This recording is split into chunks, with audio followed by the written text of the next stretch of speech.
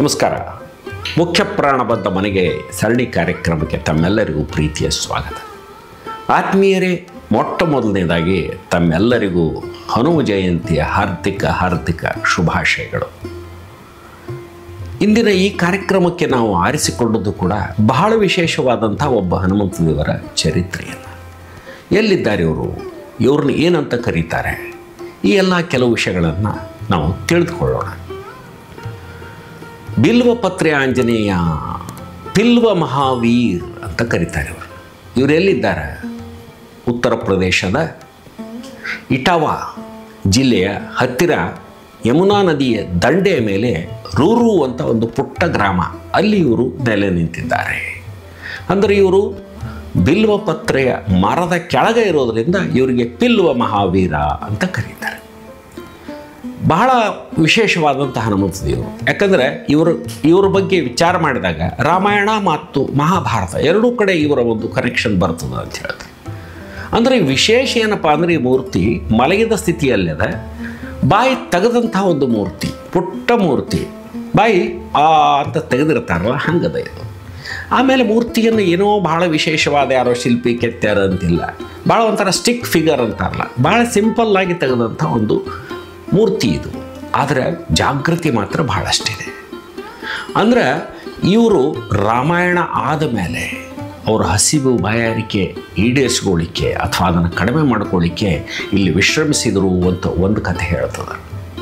ಇನ್ನೊಂದು ಕಥೆಯ ಪ್ರಕಾರ ಮಹಾಭಾರತದಲ್ಲಿ ಒಂದು ಪ್ರಸಂಗ ಬರ್ತದೆ. ಮುದಿಯಾದ ಕಪಿಯೊಂದು ಭೀಮಸೇನ ದೇವರಿಗೆ ದರ್ಶನವನ್ನು ಕೊಡ್ತದೆ.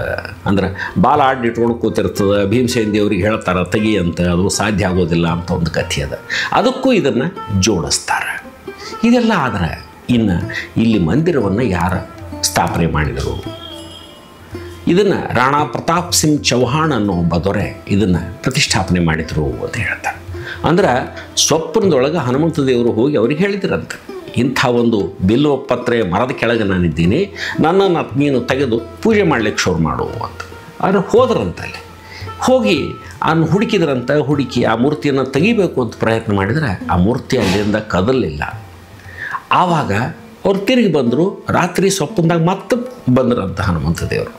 ಬಂದು ಹೇಳಿದ್ರಂತೆ, ನೋಡಪ್ಪ, ನಾನು ಬಾಯಿ ತೆಗೆದದ್ದು ನೀನು ಮೂರ್ತಿಯನ್ನು ನೋಡಿದೆ, ನೀನು ನಿನ್ನ ರಾಜ್ಯದಲ್ಲಿರುವ ಹಾಲಿನಿಂದ ಆ ಬಾಯಿ ತುಂಬಿಸು, ನಾನು ಅಲ್ಲಿಂದ ಕದಲ್ತೀನಿ ಅಂದ್ರಂತ. ಮಹಾರಾಜರು ಹೋಗಿ ಆ ಬಾಯಿ ಒಳಗೆ ಹಾಲು ಹಾಕೋ ಪ್ರಯತ್ನ ಮಾಡಿದರು. ಆದರೆ ಎಷ್ಟು ಹಾಲು ಹಾಕಿದರೂ ಆ ಬಾಯಿ ತುಂಬಲೇ ಇಲ್ಲ ಅಂತ. ಆ ಹಾಲು ಎಲ್ಲಿ ಹೋಗ್ತದೋ ಅನ್ನೋದು ಗೊತ್ತೇ ಆಗಲಿಲ್ಲ. ಹೀಗಾಗಿ ಅವರು ಬೇರೆ ಮಾರ್ಗ ಇಲ್ಲದೆ ಅಲ್ಲಿಯೇ ಆ ಒಂದು ಮಂದಿರವನ್ನು ಕಟ್ಟಿಸ್ಕೊಟ್ರು ಹನುಮಂತ ದೇವರಿಗೆ ಅಂತ ಹೇಳ್ತಾರೆ. ಆಮೇಲೆ ಅವತ್ತಿನ ದಿವಸನೇ ಆ ಮಹಾರಾಣಿ ಲಡ್ಡು ಪ್ರಸಾದವನ್ನು ಹನುಮಂತ ದೇವರಿಗೆ ಅರ್ಪಣೆ ಮಾಡಿದ್ರಂತೆ. ಅವರು ಅದನ್ನು ಸ್ವೀಕಾರ ಮಾಡಿದ್ರಂತೆ. ಇವತ್ತಿಗೂ ಆ ಹನುಮಂತ ದೇವರಿಗೆ ಲಡ್ಡು ಪ್ರಸಾದವನ್ನು ಕೊಡುವಂಥ ಒಂದು ಪದ್ಧತಿ ಅಲ್ಲಿ ಅದ. ಆಮೇಲೆ ಇನ್ನೊಂದು ವಿಶೇಷ, ಅಲ್ಲಿಯ ಕೆಲವು ಭಕ್ತಾದಿಗಳ ಅನಿಸಿಕೆ ಪ್ರಕಾರ ಆ ಮೂರ್ತಿಯ ಪಕ್ಕದೊಳಗೆ ಹತ್ತಿರದೊಳಗೆ ನಿಂತರೆ ಇವತ್ತಿಗೂ ರಾಮನಾಮ ಜಪ ಕೇಳಿಸ್ತದೆ ನಮಗೆ ಅಂತ ಹೇಳ್ತಾರೆ. ಅಂದ್ರೆ ಆ ಜನರ ನಂಬಿಕೆ ಏನು ಅಂದ್ರೆ ಹನುಮಂತ ದೇವರು ಫಿಸಿಕಲಿ ಅಂದರೆ ದೈಹಿಕವಾಗಿ ಇನ್ನೂ ರಾಮನಾಮ ಜಪ ಮಾಡಿಕೊಂಡು ಅಲ್ಲಿಯೇ ಇದ್ದಾರೆ ಅಂತ ಅನ್ನೋ ನಂಬಿಕೆ. ಆಮೇಲೆ ಇವತ್ತಿಗೂ ಅವ್ರು ಹೇಳ್ದಂಗೆ ಬೇಕಾದಷ್ಟು ಹಾಲನ್ನು ಅವರ ಬಾಯಿಯಲ್ಲಿ ನಾವು ಅರ್ಪಣೆ ಮಾಡಿದಾಗೂ ಆ ಬಾಯಿ ತುಂಬೋದಿಲ್ಲ. ಆದರೆ ಅದು ಎಲ್ಲಿ ಹೋಗ್ತದೆ ಅನ್ನೋದು ಇನ್ನೂ ಯಾರಿಗೂ ಗೊತ್ತಿಲ್ಲ.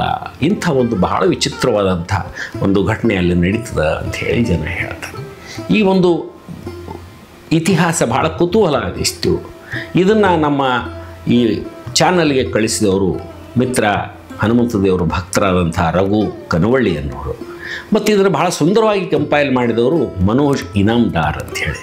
ಈ ಇಬ್ಬರೂ ಮಿತ್ರರಿಗೆ ಮತ್ತು ಹನುಮಂತ ದೇವರ ಭಕ್ತರಿಗೆ ನಮ್ಮ ತಂಡ ತುಂಬ ಋಣಿಯಾಗಿದೆ. ಈ ಕಾರ್ಯಕ್ರಮ ಮುಗಿಸೋ ಪೂರ್ವದಲ್ಲಿ ಇನ್ನೊಂದು ಸಲ ತಮ್ಮೆಲ್ಲರಿಗೂ ಹನುಮ ಜಯಂತಿಯ ಹಾರ್ದಿಕ ಶುಭಾಶಯಗಳನ್ನು ಹೇಳ್ತಾ ಕಾರ್ಯಕ್ರಮ ಮುಗಿಸ್ತೀನಿ. ಮುಂದಿನ ಶನಿವಾರ ಮತ್ತೊಬ್ಬ ಚರಿತ್ರೆಯೊಂದಿಗೆ, ಇನ್ನೊಬ್ಬ ಹನುಮಂತ ದೇವರ ಚರಿತ್ರೆಯೊಂದಿಗೆ ತಮ್ಮನ್ನು ಭೇಟಿಯಾಗ್ತೀನಿ. ಅಲ್ಲಿಯ ತನಕ ನನಗೆ ಅಪ್ಪಣೆಯನ್ನು ಕೊಡ್ರಿ. ಜೈ ಶ್ರೀರಾಮ್, ಜೈ ಬಜರಂಗಬಲಿ.